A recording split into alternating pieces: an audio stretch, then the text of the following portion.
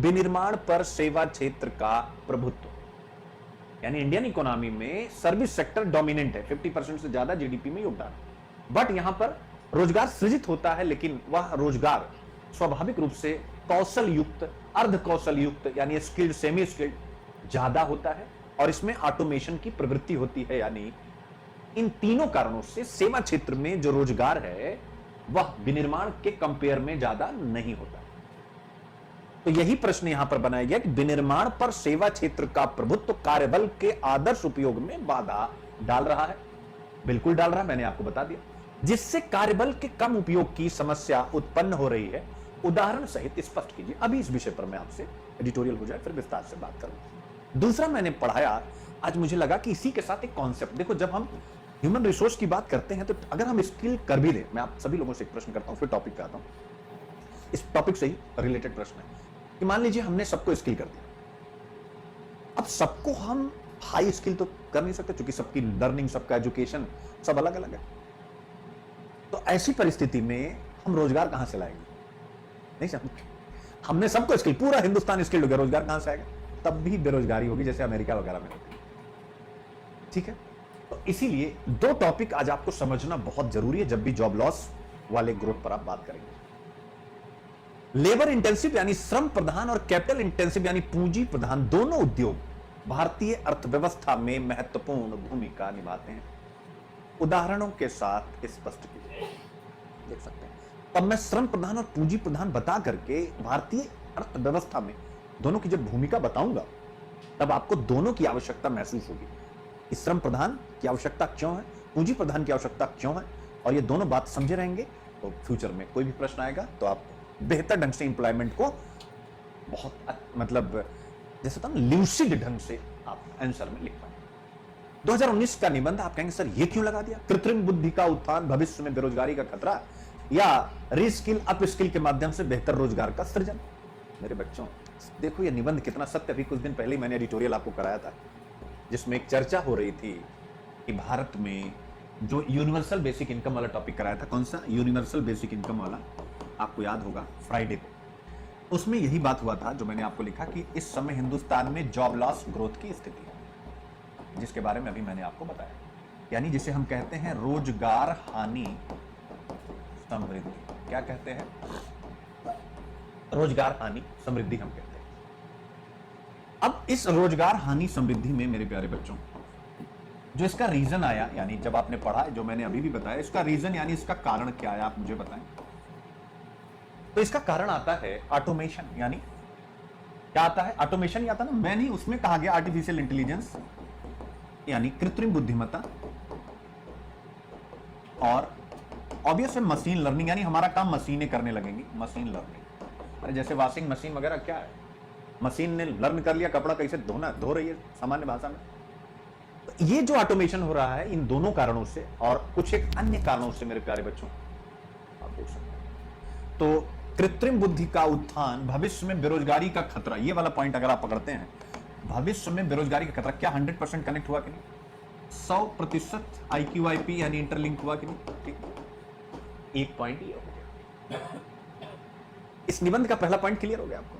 अब दूसरा कह रहा है कि रीस्किल अप स्किल के माध्यम से क्या बेहतर रोजगार आएगा, तो मैंने आपको बता ही दिया। जी हाँ बिल्कुल। अगर हम एक व्यक्ति जो कंप्यूटर, अभी मैंने एग्जांपल बताया ना, रीस्किल का मतलब क्या कि मैं कंप्यूटर में अच्छा हूं, अपने ऑफिस में, सरकारी ऑफिस में, निजी ऑफिस में कंप्यूटर पर अच्छा काम करता हूं, लेकिन अब मैं एआई वगैरह का यूज नहीं कर पा रहा, तो हमको एआई तक पहुंचाने में कम समय लगेगा बनिस्बत कि किसी को शुरू से ही एआई तक ले जाना। तो ऐसे में इसको बोलते हैं रीस्किल। दूसरा होता है अप स्किल। मान लीजिए कि एक व्यक्ति एआई को यूज कर रहा है, लेकिन एआई में नित्य नए चेंज हो रहे हैं, तो उसको अप स्किल करते रहो समय के साथ। जैसे आपका फोन आप देखते होंगे, स्मार्टफोन आप यूज करते हैं, उसमें आता ना कि आपका फोन जो है अपडेट होने के लिए आता है कि अगर आपका आईफोन iOS तो आ गया कि भाई आज रात में अपडेट होगा ये, ठीक है। तो जैसे आप अपना फोन, अपना सिस्टम अपडेट करते हैं, सेम वैसे ही जिनके पास स्किल है उनको अपने स्किल को लगातार अपडेट करते रहना पड़ता है। जैसे अगर मैं अपनी बात लूं तो मैं कितना भी जानकार हूं, ट्रस्ट करिए, अगर मैं हिंदू पढ़ाना छोड़ दूं, मेरी समस्त जानकारी शून्य हो जाएगी। फिर मैं उतना ही जानूंगा जितना किताबों में अकबर के बारे में मैंने पढ़ा है, जितना मैंने कबीर के बारे में पढ़ा है, उससे आगे मैं नहीं जा पाऊंगा। यही होता है स्किल को अप स्किल करना, यानी आप स्किल हैं लेकिन लगातार आप हर जगह से सीख रहे हैं। तो ये आपके सामने टॉपिक आता है। अब भारत का आर्थिक समृद्धि और जनसांख्यिकीय परिदृश्य आप देख सकते हैं। यानी यहां पर क्या कहा गया है, जरा कुछ डेटा के द्वारा हम बात करेंगे। युवा आबादी भारत की 28 वर्ष की औसत आयु, मैं इसको बैठ करके फटाफट आपके सामने रखता जाता हूं जिससे आप इसको समझते चले। ठीक है, क्लियर है कोई बच्चा? ठीक है, तो अब आपके सामने क्या क्या है, जैसे आप टॉपिक की तरफ बढ़ेंगे तो आपके सामने आ रहा है, जैसे भारत की 28 वर्ष की औसत आयु आप देख सकते हैं। अगर हम देखें तो 63% of its population being of working age. 28 वर्ष की औसत आयु के लिए अगर हम भारत में 100 लोगों को माने तो 63% मेरे प्यारे बच्चों हमारे पास डेमोग्राफिक डिविडेंड यानी तुरंत रोजगार के लिए तैयार है। यानी हमारे पास इकोनॉमी में योगदान देने के लिए श्रमिकों का एक बड़ा पूल तैयार है। सिंपल सी बात है, क्या है?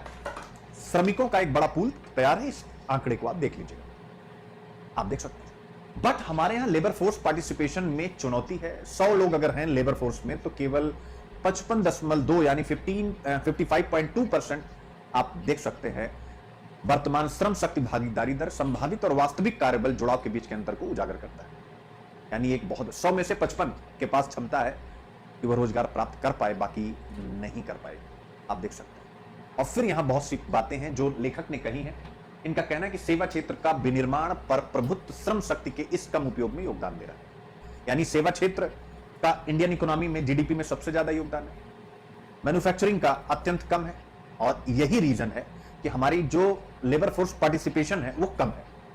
आई होप अब आज के बाद से आपसे कोई प्रश्न पूछेगा कि लेबर फोर्स पार्टिसिपेशन कम क्यों है, तो आप बहुत अच्छे से बता पाएंगे। और आप चाहेंगे तो इसी विषय को, यानी लेबर फोर्स पार्टिसिपेशन कम क्यों है, या हम कहें कि बेरोजगारी कम क्यों है, तो एक स्किल तो चुनौती है। अब स्किल तो चुनौती है, आर्टिफिशियल इंटेलिजेंस, मशीन लर्निंग तो चुनौती हुई एक अलग। लेकिन जो यूपीएससी ने एक बार प्रश्न पूछा था 2014 में शायद, वो यही है, यही पूछना है। ठीक है, तो ये वाला पॉइंट आप जरा देखिएगा, ये वाला पॉइंट। यानी लेखक का सुझाव है, यही प्रश्न यूपीएससी ने 2014 या 15 में पूछा था। अगर एक बार आप निकाल के चेक करें क्या पूछा था लेखक, मतलब आपसे प्रश्न पूछा गया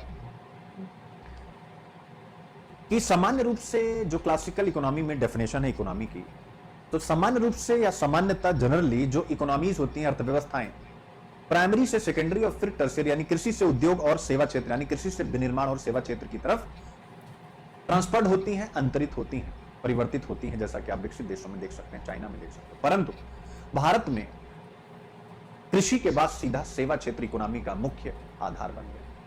फिर आपसे प्रश्न पूछा था कि क्या कोई देश औद्योगिक आधार के बिना विकसित देश बन सकता है, तो यही बात लेखक यहां कह रहे हैं कि नहीं बन सकता है। रोजगार जब तक सब लोगों को नहीं मिलेगा तो हम विकसित देश कैसे बन पाएंगे? सबका मतलब कि लगभग मैक्सिमम, क्योंकि जब मैक्सिमम लोग को रोजगार मिलता है वही तो डिमांड क्रिएट करते हैं ना, वही तो मांग क्रिएट। और डिमांड अगर इकोनॉमी में कंजम्पशन है तो फिर लैंड लेबर कैपिटल एंटरप्राइज यानी उत्पादन वाली शक्तियां चल पड़ेंगी और सप्लाई और डिमांड के रिलेशन से इकोनॉमी बढ़ती चली जाएगी। आपने विचार किया कि अमेरिका वगैरह की जो इकोनॉमी है वो क्यों मजबूत है? मैं स्क्रीन से हट करके बच्चों समझा देता हूं, क्योंकि अगर मैं इधर खड़ा होता हूं तो इंग्लिश मीडियम वाले बच्चों को दिक्कत होगी, इधर खड़ा होता हूं तो 1 मिनट के लिए इसलिए